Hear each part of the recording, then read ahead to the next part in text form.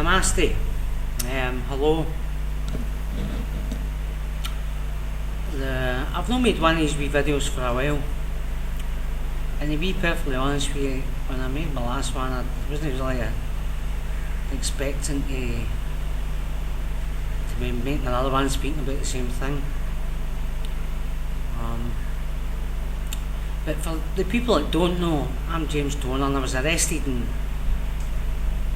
May 2009 here in Goa, India on a drug charge. I spent 11 months in jail and then was released on bail, and I've been on bail for the last 2 years. Since February 2011, absolutely nothing has happened in my case to move it forward. There's been no evidence led or no witnesses or anything since in the last 14-15 months. The season is now almost finishing here, and I had a good time during the season. There was loads of people came out, and I met loads and loads of new people I would call friends, and I had a good time. I spend the time with like-minded people, and I'm not saying that there's no like-minded people here in Culver, but there's no like-minded people here in Culver. If you're stumbling across this on YouTube, please visit my Facebook page if you have Facebook. It's a likes page, and it's called Allow James Joseph Toner to Return to Scotland. If you like it, click like, and if you don't like it, then I respect your freedom of choice. So basically, since I made my last wee video in maybe October, nothing's happened in terms of the case, but excuse me, about 6 weeks, maybe 2 months ago, I opened a Twitter account, and the reason I never opened a Twitter account before was because I was under the impression that you had to pay for your tweets, so I didn't have any facility or money to pay for tweets. So but anyway, I've opened a Twitter account, and last year we got some publicity in the Evening Times for Glasgow. A reporter called David Leese covered the story back then, and also the Member of Parliament, the Labour MP Tom Harris, he kind of spoke to the Foreign Office last year about the situation, and I followed him on Twitter and let the two of them know that nothing had happened in the 8 or 9 months since they get involved. Anybody that's heard any of my wee videos before will know the Horn Man, and the Horn Man has just appeared like the Horn Man always does at this time. But so I let the two of them know, and David Leese covered it in the Glasgow Herald, and Tom Harris then took it a step further and managed to raise the question in Prime Minister's Question Time. The Prime Minister, David Cameron, he appeared to be positive in his reply, and he promised the MP Tom Harris a meeting with the Foreign Office involved in this side of the world's affairs. So Tom Harris met Jeremy Brown, who's the Foreign Minister, whose portfolio includes India and Southeast Asia and other countries out here that's 6,000 miles away from Britain.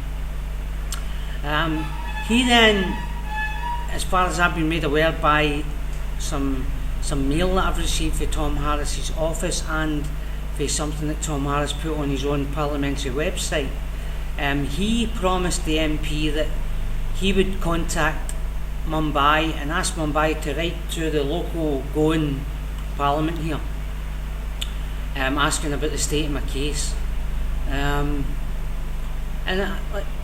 Loads of people see positive in that, but I don't really see anything positive in that. I don't really see that some minister sitting on his backside in Westminster asking somebody to send an email to Mumbai, asking them to write a letter to the government here, is really going to help my situation, and in fact, if anything, has made me more vulnerable to another police set-up, or even worse. And you might think I've been melodramatic here, but the people involved could quite easily make me disappear. And that's the only way they'll shut me up, by make me disappear. But, so that's what the government done for me, and that's about all the British government have done for me. They've not even provided me the money for a toothbrush, because they don't allow for it in their guidelines. I asked, again, you have heard me speaking about this, the people who's heard me speaking before. The local consular service here in Goa is staffed by 3 local Goan people, neither of which or whom had a British passport.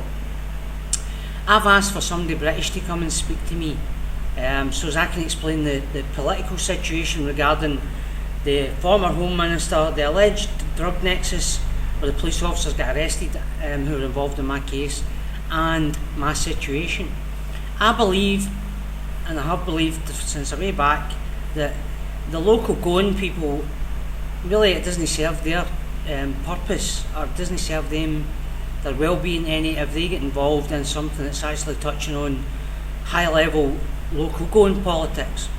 And for a British national to be going and standing speaking to a Goan citizen, an Indian national, through an inch-thick plate glass window for an hour and a half standing on their feet, is all wrong, in my opinion. It would be like me being the Japanese consular in Glasgow. I don't know anything about Japanese culture, and the Japanese person would have every right to speak to somebody Japanese if he had a problem in my country. That's just what I think.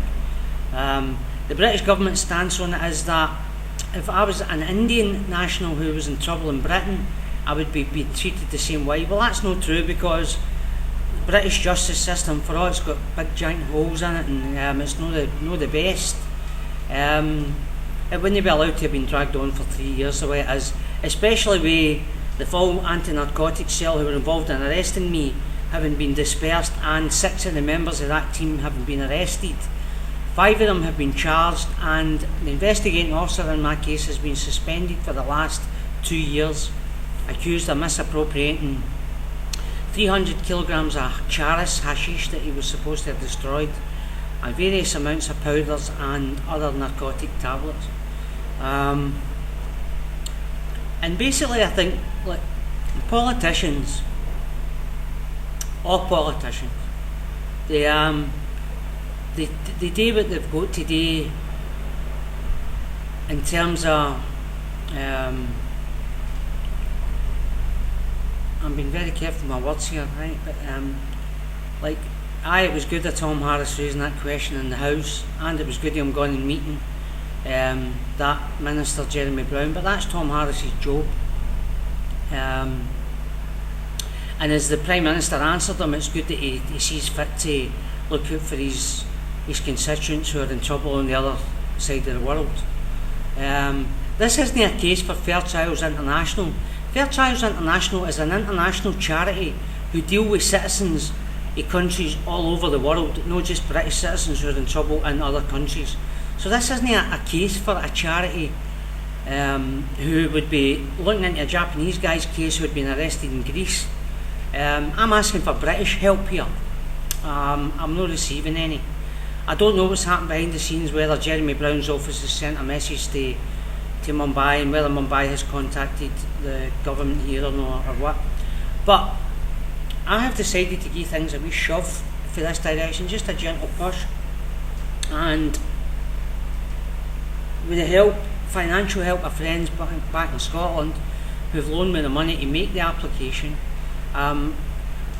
there's a High Court of Bombay session beginning on the 9th of May, and my advocate is going to ask the High Court of Bombay to order the drug court here in Goa to expedite my case, which basically just means to finish the case in a set period of time, hopefully within 2 or 3 months.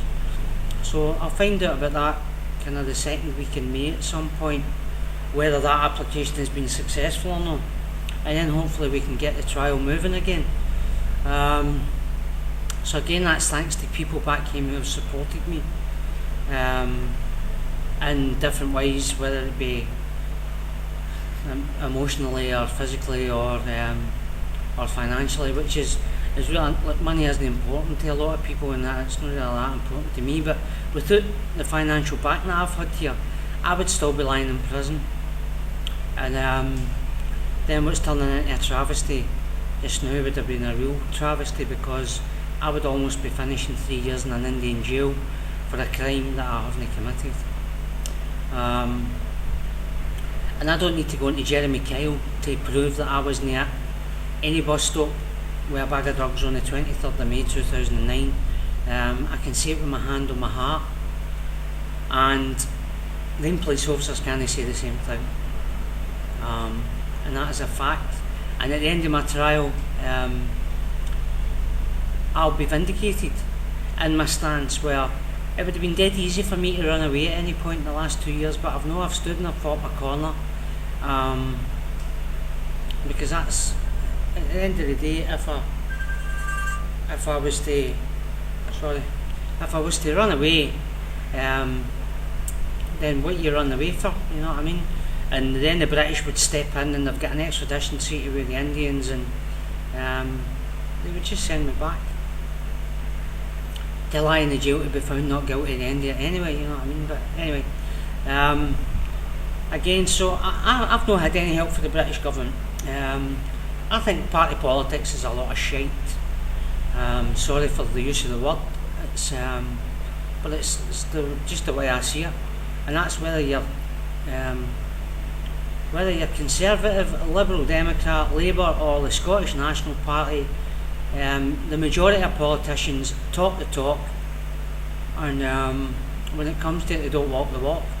All I've asked for is to speak to somebody British, and unfortunately, my constituent MP can't even get anybody from his office to phone me. I've had 2 or 3 emails back and forward to his office, but still nobody British, and just that wee bit of reassurance. Because we're supposed to be proud to be British, eh? And oh well, the empire's finished, and it's been finished for a long, long time. But anyway, so again, thanks everybody for listening to me. I'll just keep you updated through YouTube. I've got a wee YouTube channel up and running. I'll not be putting any of my videos onto Facebook, because I can't get them off of Facebook once I put them on it. If I make them with Facebook, same thing.